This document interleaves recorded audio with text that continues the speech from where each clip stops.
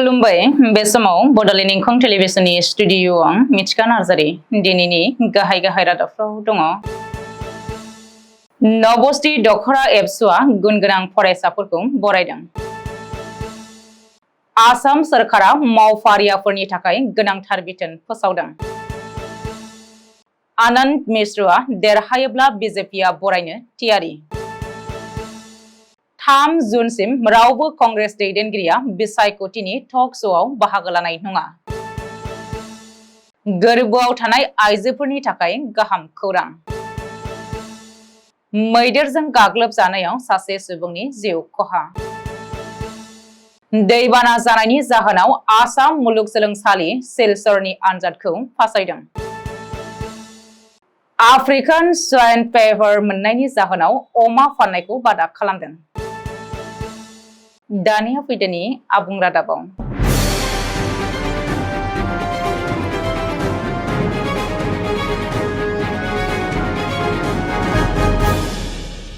नबस्ति दखरा दुलाराय बर' फरायसा आफाद आरो नबस्ति गुदि बर' थुनलाइ आफाद दखरानि बेन्दोङाव थानाय गुनगोनां फरायसाफोरखौ बरायदों।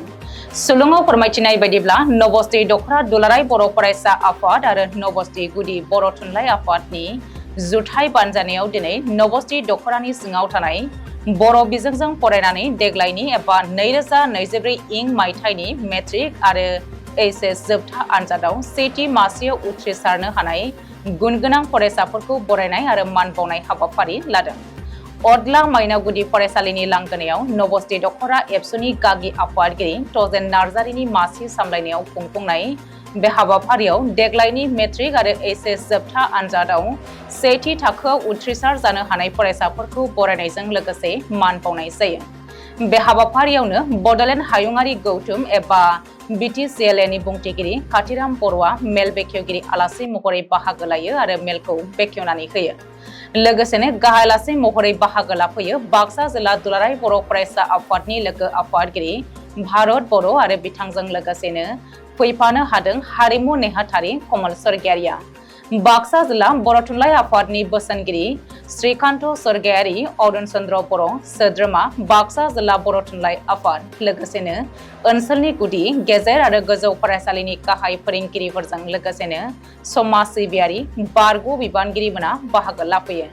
नबस्ति गुदि बर' थुनलाइ आफादनि आफादगिरि आरो गाहाय नेहाथारिमोनजों लोगोसे बायदि बिबानाव थानाय बिबानगिरिमोनहाबो बाहागो लानानै बे हाबाफारिखौ जाफुंसार खालामफैयो। आसाम सोरखारनि सरासनस्रा खुंथाय एबा एडमिनिस्ट्रेटिभ बिफाना सोरखारि मावफारियाफोरनि थाखाय मोनसे गोनांथार बिथोन होदों। दिसपुर जनता भवननि मावफारियाफोरनि थाखाय जर'खायै बे बिथोनखौ होनाय जादों। बिथोन बायदिब्ला आसाम सेक्रेटारियेटनि माखासे मावफारियाफोरा थि समाव मावख'आव नुजाथिया, जाउनाव मावख'नि खामानियाव गाज्रि गोहोम गोग्लैदों। बेनिखायनो आसाम सेक्रेटारियेटनि गासै मावख'गिरि आरो मावफारियाफोरखौ फुंनि 9:30 रिंगानिफ्राय 9:45 रिंगानि गेजेराव नुजाथिनानै मावख'आव थानाय फेस रिकगनिशन एटेन्डेन्स सिस्टेम सुंद'यै FRAS नि गेजेरजों गावबा गावनि नुजाथिनायखौ रेजिस्टार खालामनो बिथोन होदों। मख'नो गोनांदि मावफारियाफोरा फुंनि 9:45 रिंगानि सिगां मावख'आव हाबनानै बेलासे 5 रिंगानि उनावसो ओंखारनो मोनगोन। मावख'नि आब्रुथिनि थाखाय हौवाफोरनिफ्राय दाननि हौवा एबा मेन अफ दा मान्थ आरो आइजोफोरनिफ्रायबो दाननि आइजो एबा वुमेन अफ दा मान्थ महरै जर'खा गनायथि होनाय जागोन होननानै फोसावदों। बबेखानि मावख'आव नुजाथिनायनि बेलायाव खमैबो 3 दानसिम बे आब्रुथिखौ मानिनानै सोलिनाय आरो थि समाव नुजाथिनाय मावफारियाफोरनो चिफ सेक्रेटारिनिफ्राय गांफा फोरमानलाइ होनाय जागोन। बेखौबो मख'नो नांगोन दि बे गोदान खान्थिया सोर मावफारिया उफेरा खामानि मावो, सोर जिरायनाय सानफोरावबो खामानि मावो, सोर गनायथि लानानै मावख'आव गोबावजों सौहैयो आरो सोर हुदा बायदियै गोबावजों मावख'आव थाङो आरो बिसोरनि बेरेखायै मा राहा लानांगौ बेनि सायाव नोजोर लाखिनायाव मदद होगोन। मख'जाथावदि जाय मावख'गिरिफ्रा सम मावख'आव गोबावजों सौहैयो एबा थिखानाय समनि सिगां गनायथि गैयाजासे मावख'निफ्राय ओंखारलाङो बिसोरनि बेरेखायै गोख्रों साजा होनाय राहा लागोन सोरखारा। बेनिखायनो बे फोसावथायनि गेजेरजों आसाम सोरखारनि सरासनस्रा खुंथाय बिफाना आसाम सेक्रेटारियेटनि गासै मावख'गिरि आरो मावफारियाफोरखौ मावख'नि समफारिखौ गोख्रोङै फालिनो बिथोन होदों। आनन्द मिश्रखौ लानानै बिसायख'थिनि सिगाङाव बिजेपिनि सानखान्थिया गोरोबाखैमोनब्लाबो बिसायख'थिनि उनाव बिजेपिया गोदान हिसाब खिताब खालामदों। मानोना लकसभा बिसायख'थियाव देरहायोब्ला बारग' आईपीएस आनन्द मिश्रखौ बिजेपिनि सासे गोहोम गोनां दैदेनगिरि महरै नुनो मोनगोन। बिहारनि बक्सार लकसभा बियाबाव उदां बिजाथि महरै बादायदों आनन्द मिश्रआ। बिजेपिनि बिजाथिनि जानानै फोसावदिंनायाव आसामनि गिबि मन्त्रि डक्टर हिमन्त बिश्व शर्माया आनन्द मिश्रखौ गोख्रों रावजों सावरायनायजों लोगोसेनो बेखौ आसामाव पुलिस अफिसार खालामनानै लाबोफिनगोन होननानै दाबि खालामदोंमोन।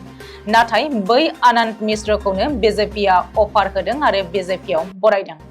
मख'नो गोनांदि 2024 मायथाइनि लकसभा बिसायख'थिनि जोबथा खोलोबनि भट लानाया दिनै जालांबाय।